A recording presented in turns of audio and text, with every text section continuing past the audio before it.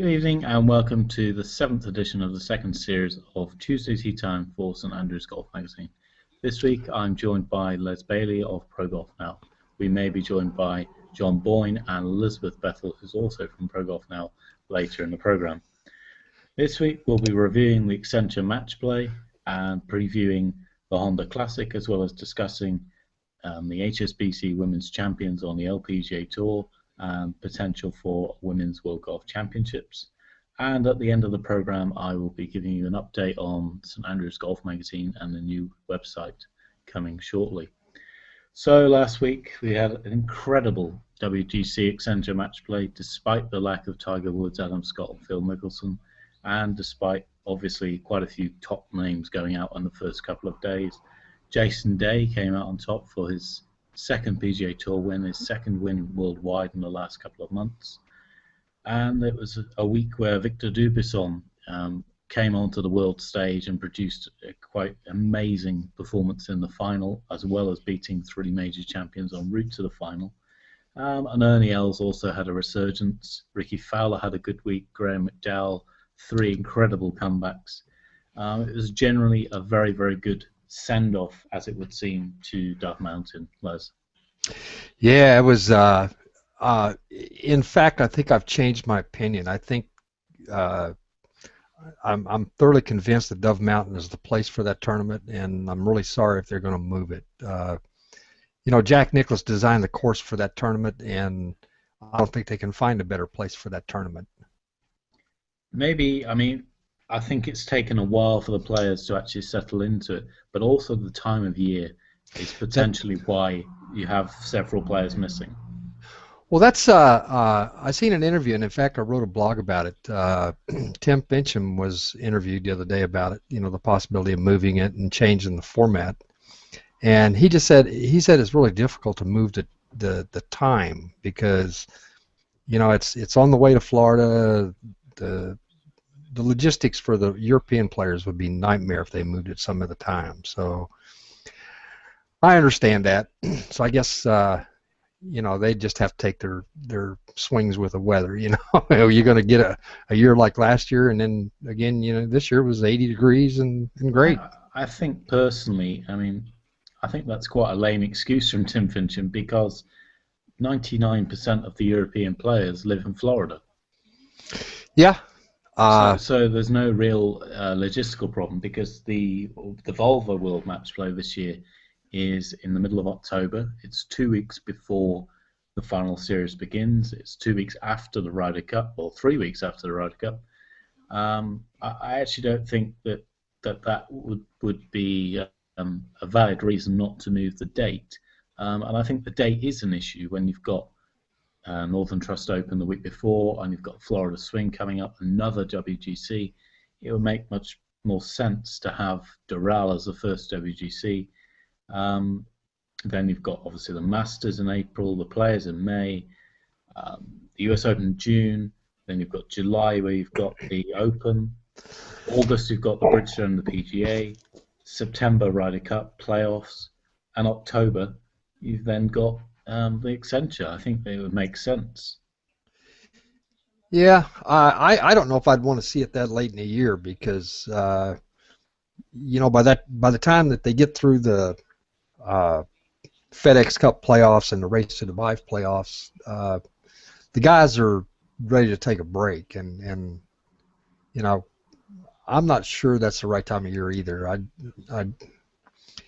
You know, you can't schedule it too late in the year up there, you know, in the summer, because it does get hot in the desert down there. But I don't know. I don't know what the answer is. No, it may be that there is no answer. It may be that some players will not play in the tournament. But we still had an amazing week. Oh, it was, and I was a firm advocate before last week that they should move the tournament and change the format. But now I'm, you know, don't move the tournament, please. It's in the right spot. Maybe the timing is a little bit wrong, but yeah. Well, Jason Day came out on top in, without question, the best Accenture final possibly since Darren Clarke beat Tiger Woods in 2000 I think it was that good. It was the first one to go to extra holes since the very first one where Jeff Maggott won. And two players, one from Australia, one from France. Golf was a bit ragged at times, but it was dramatic. Yeah, well, you know, in any tournament there's highs and lows, and unfortunately, when you've only got a few players on the golf course, you know that raggedness shows up a little more dominantly. You know, I mean, the cameras are on him all the time, and Dubuisson, he played out of the desert on the first 2 holes on both rounds. Yeah. You know, so that was ragged. I don't know. It still turned out to be a pretty darn good tournament. Oh, it was astonishing, and to think that, I mean, after 2 holes, Jason Day was racing away with it. Dubuisson then comes back with a birdie on the 3rd, wins the 4th, could have won the 5th, and then obviously Jason Day wins 3 holes in the last 4 on the front 9, and it looks all over. And even when Dubuisson won the 13th, it still looked as though Jason Day would win quite comfortably. But then Dubuisson birdie 17, produces a stunning up and down out of the bunker at 18 and takes it to extra holes. And that would have been dramatic enough. But then you go to extra holes and Dubuisson, I don't know what to say about Dubuisson and extra holes. It takes your breath away every time you look at the shots. It really does. I think Jason Day was starting to lose faith there for a little while because, I mean, after he hit that shot on the 3rd or the 4th hole, Jason just shook his head and smiled. He says, "I don't know what I can do here to win this thing." You know? This kid is not like the Energizer Bunny. He just keeps coming, you know. Yeah. Yeah, it was just remarkable. The first one is total luck, really. I think you have to say he hits the ball, it hits a rock in the desert. It comes out onto the green with spin. It's complete. That was cool. And he made a 9-foot putt. He made a 9-foot putt to stay in it. Let's not forget about that putt now. But I give him his credit for the shot at number 9 in the playoff. That was, even though it's still to a degree hit and hope, he did think. I think he thought it out. It maybe didn't look like he did, but I think he planned it to land short and run it up.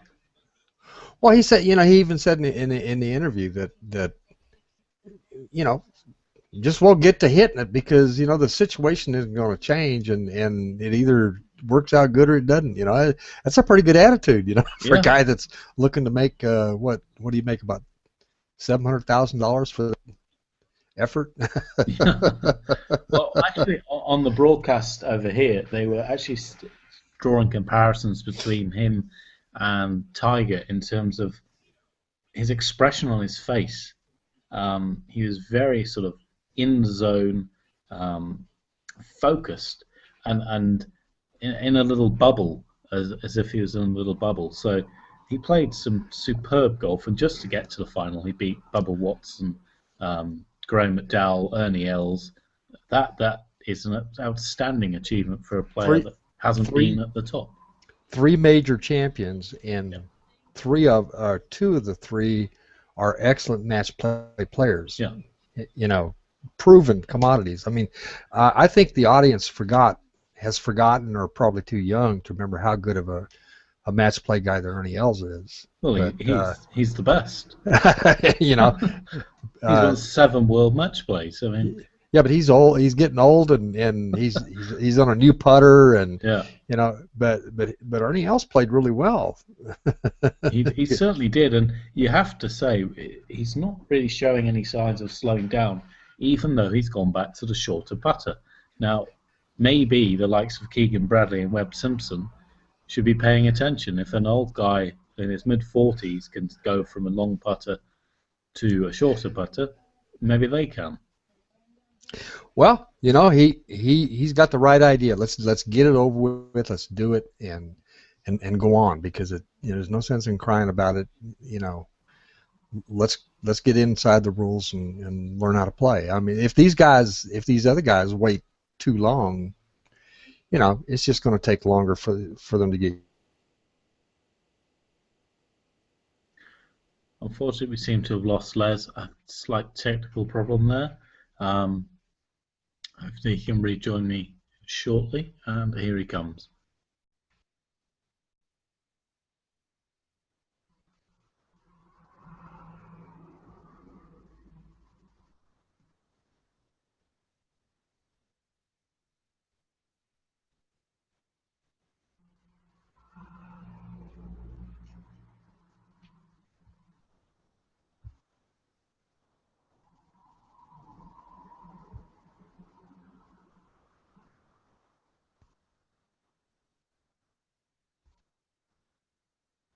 It seems like we've lost Les at the moment. Hopefully he'll rejoin us shortly. It's a technical issue, I think, to do with an internet connection. As we were discussing, it's a superb week at the World Match Play in Arizona. Ricky Fowler had a great week as well, getting to the semi-finals. He's working with Butch Harmon now, and he's certainly looking a lot more consistent now, and maybe a force to be reckoned with in the coming weeks. Graham McDowell also had a great week. He reached the quarterfinals 3 times. He looked dead and buried on the earlier rounds, and he came back and won in extra holes, long matches, but unfortunately for him, he came up against Victor Dubuisson in the quarterfinals. We've still not got Les back. So for now, I will give you some exciting news about St Andrews Golf Magazine. As you all know, the new website is coming along shortly. We'll be launching hopefully in the next week or two. And we've got quite a good number of contributors to the website. Stephanie Canoia, who's a Symetra Tour player in America, the tour below the LPGA. Michael Butterficoli, who is a PGA Tour Latino America player. It's the 3rd level tour. The PGA Tour took over the Tour de las Americas in South America a couple of years ago. We have Ewan Scott, who is from St Andrews, a rising amateur star who's starting his first year at the University of Tennessee. Sorry, Les, I'm just giving some exciting news about St Andrews Golf Magazine, but I will do that at the end of the show because you're back now. Well, you went away. You locked up on me, and I tried to continue the conversation there, and I'm not a very good host, so I said, well, maybe if I just X out and come back, maybe everything will be all right, and I guess it is. That's strange because, I lost you, so. I'm not sure where the broadcast ended, and no, Google Plus. I was making a statement that you were talking about the folks in England drawing some comparisons with Victor Dubuisson. And Tiger.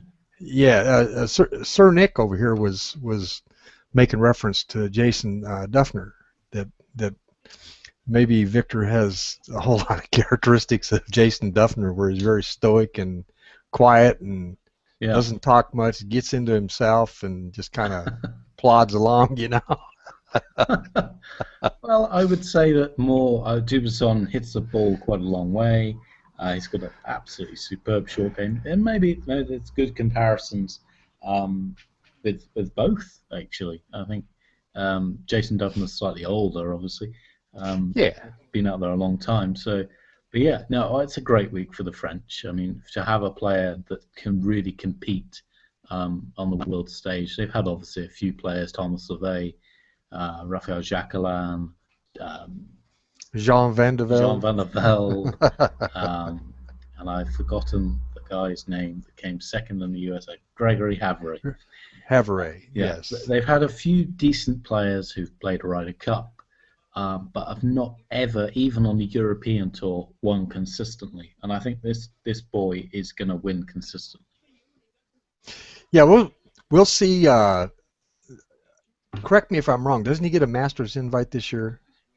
He was in the World Top 50 before he came second. So, yeah, he's certainly going to be playing at the Masters.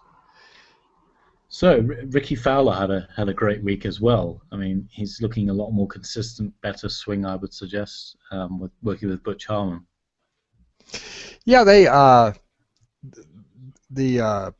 PGA has Ricky Fowler ranked ninth in power rankings this week. I'm sorry, and I felt like he was probably not given a heck of a lot of respect. Yeah, I do know that PGA National is a much tougher golf course than what they've seen all year, but Ricky's got his game going, and he's hitting drives that are out there with the rest of the big boys now, and I think that was a problem he had for quite a few years. I know he was getting his club trap behind him quite a bit, and it looks like Butch Harmon has fixed that problem where he's got his swing more upright and coming from the inside, and he's actually getting some power, that he didn't have before.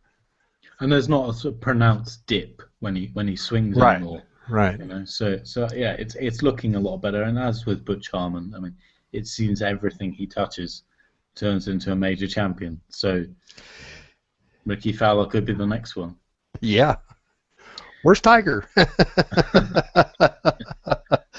Well, he got off that boat, didn't he? Yeah. So we're moving on to talk about the LPGA now. This week, the LPGA is in Singapore at the Sentosa Golf Club, which is the renowned golf course in Singapore for the HSBC Women's Champions.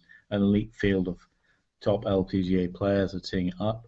The HSBC Champions, of course, is a male World Golf Championship at the end of the year. Now, I won't give any secrets away, but I have interviewed Craig Cann, who's a communications officer for the LPGA Tour, last year at the Women's British Open, and hopefully we'll bring that interview to you in the magazine in the months to come.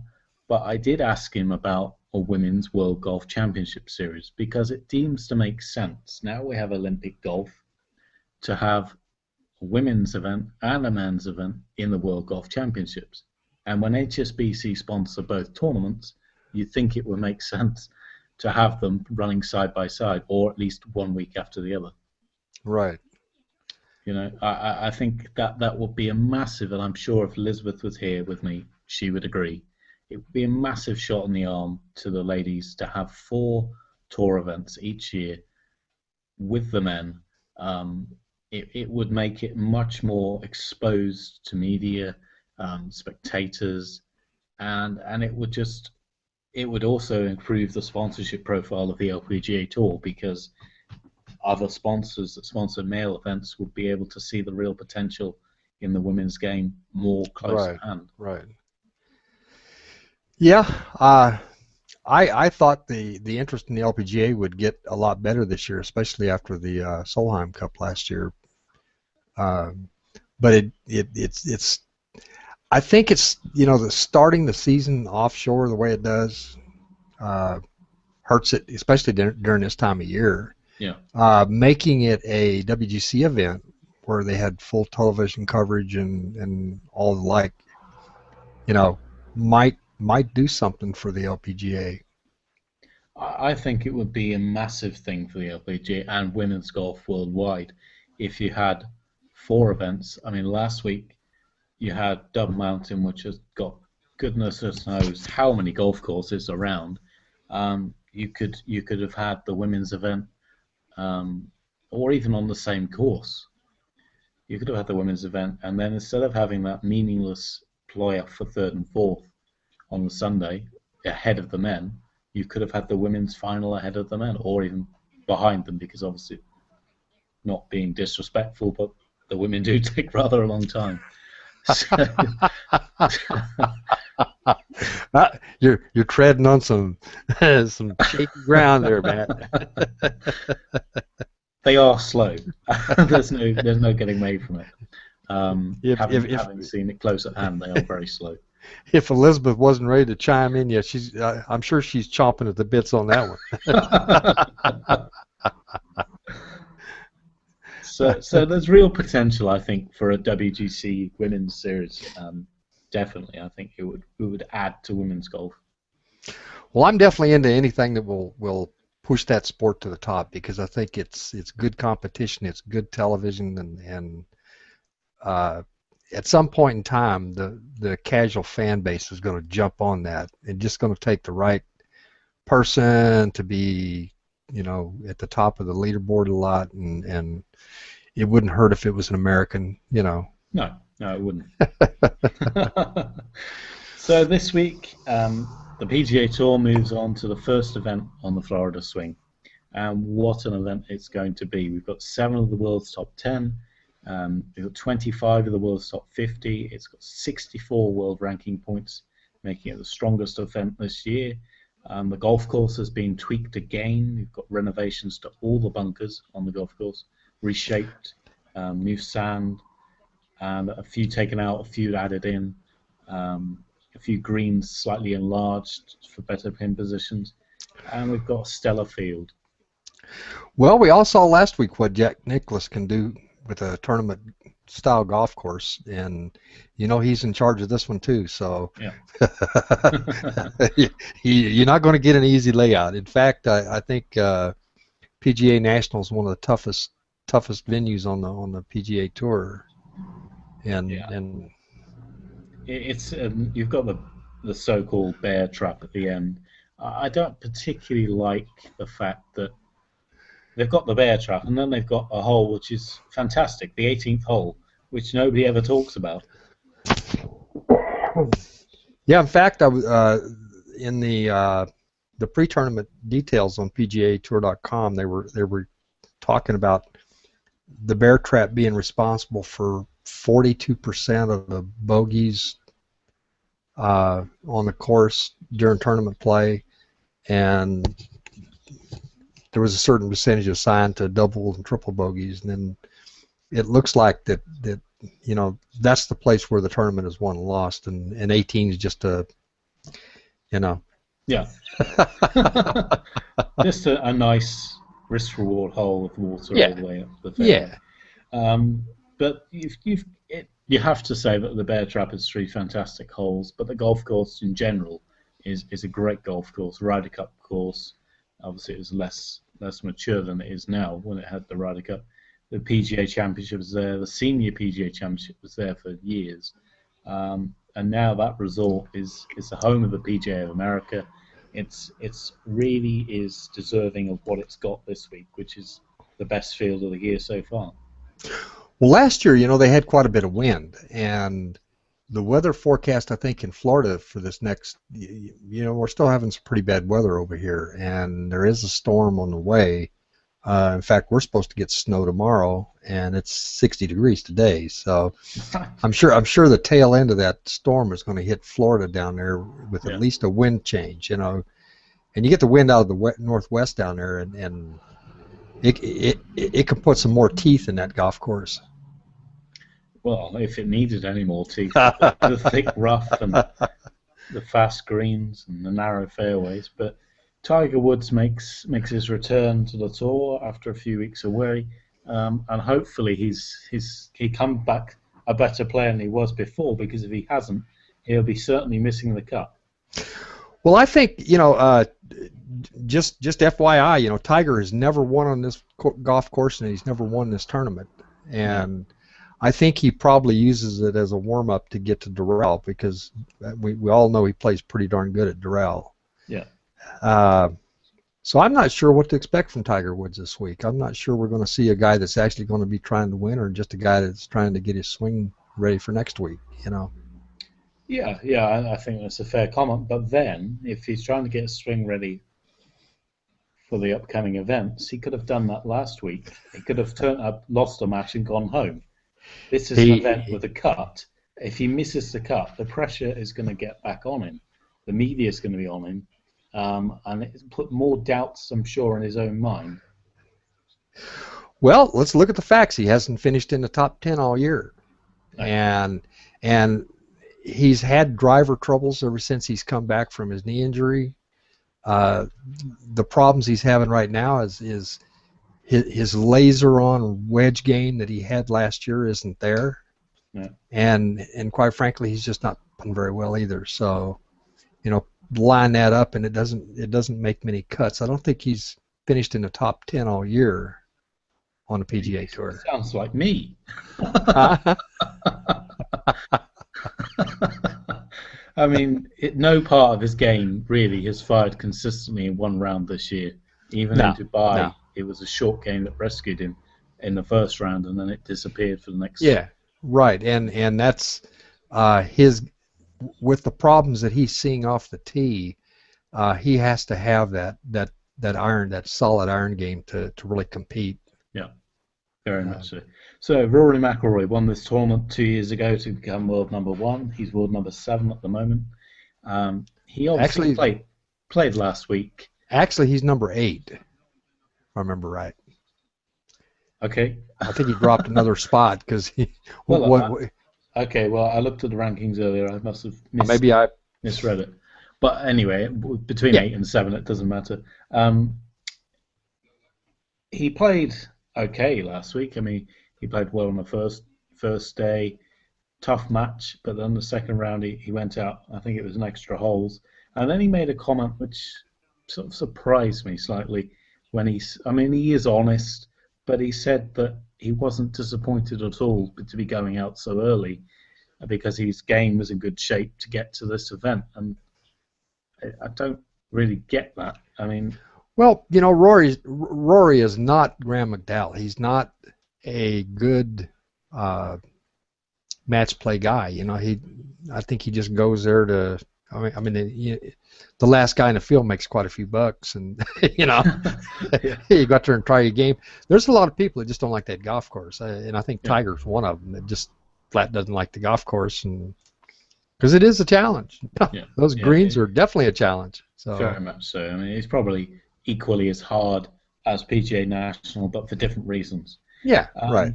So Phil Mickelson, he's playing this week.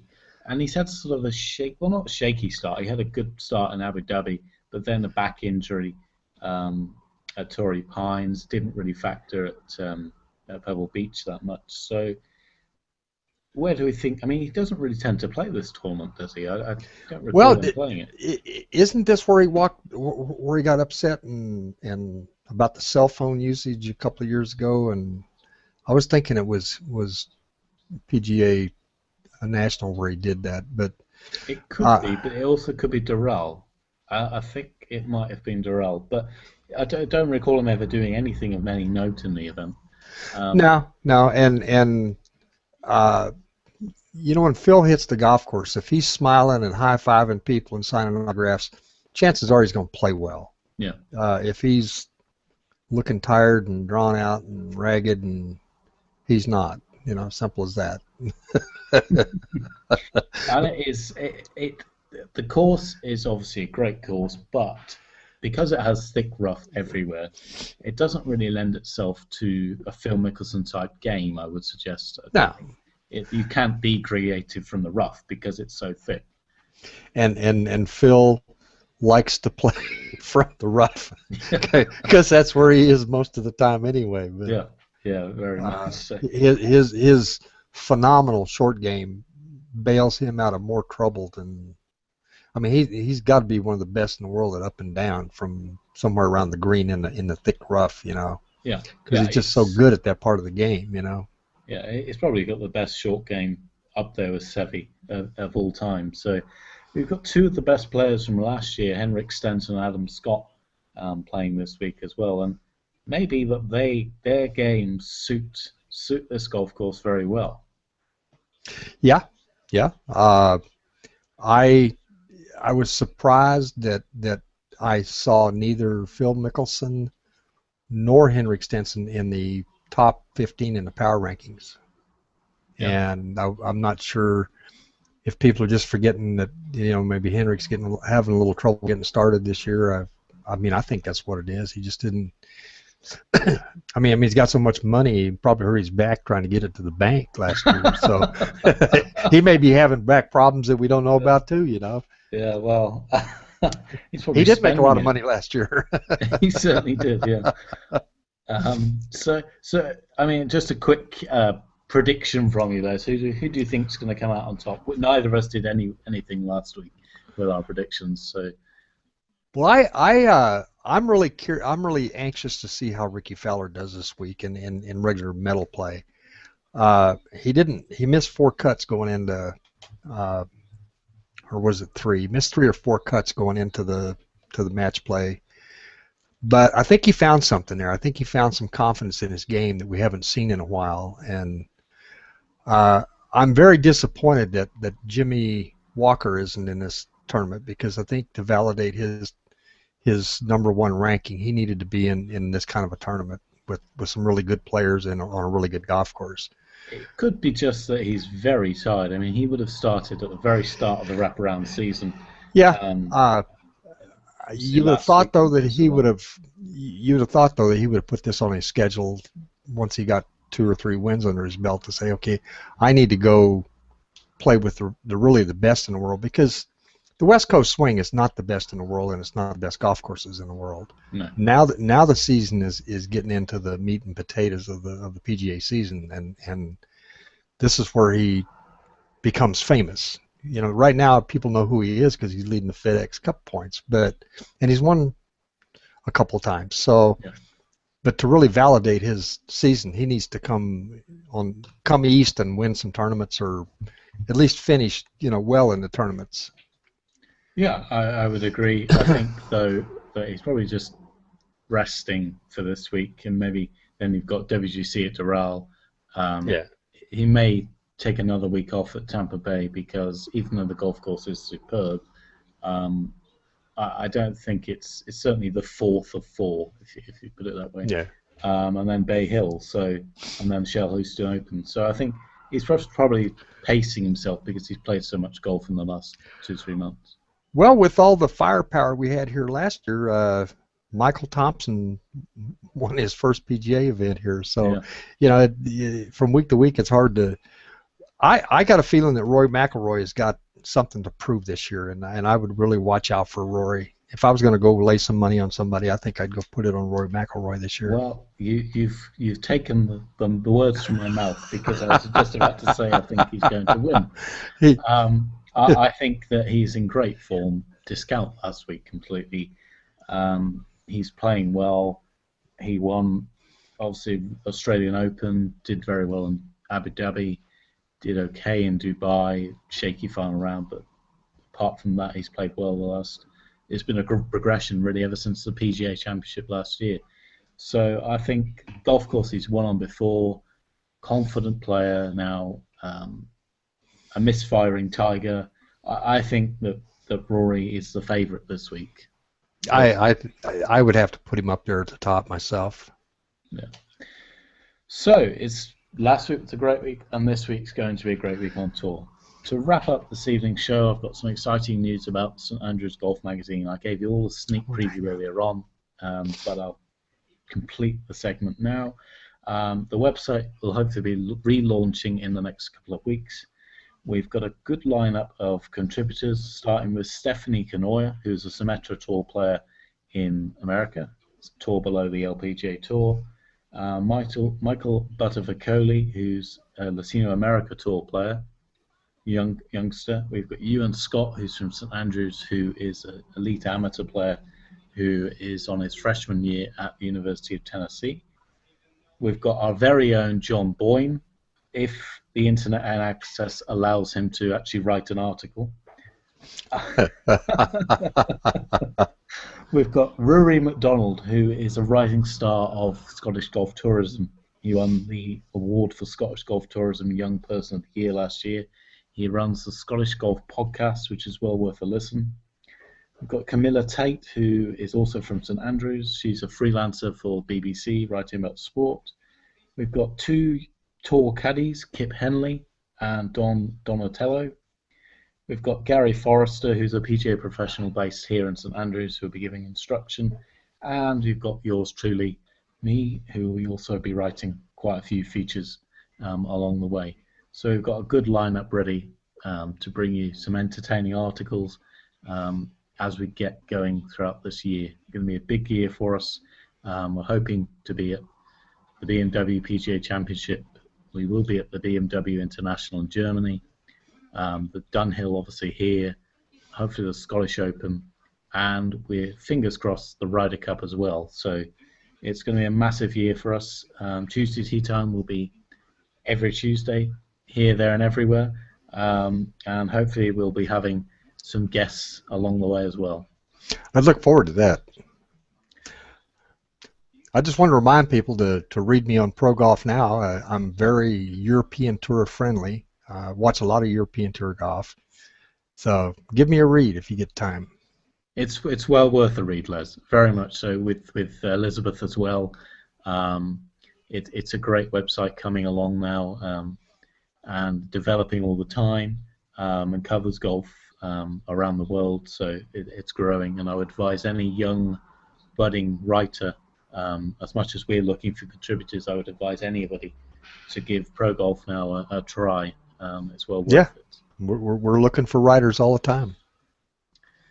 Very good. So next week we'll be looking forward to the WGC Cadillac Championship on the brand new Doral Blue Monster course. Can't wait. Donald Trump will probably have a new trophy with his own face on.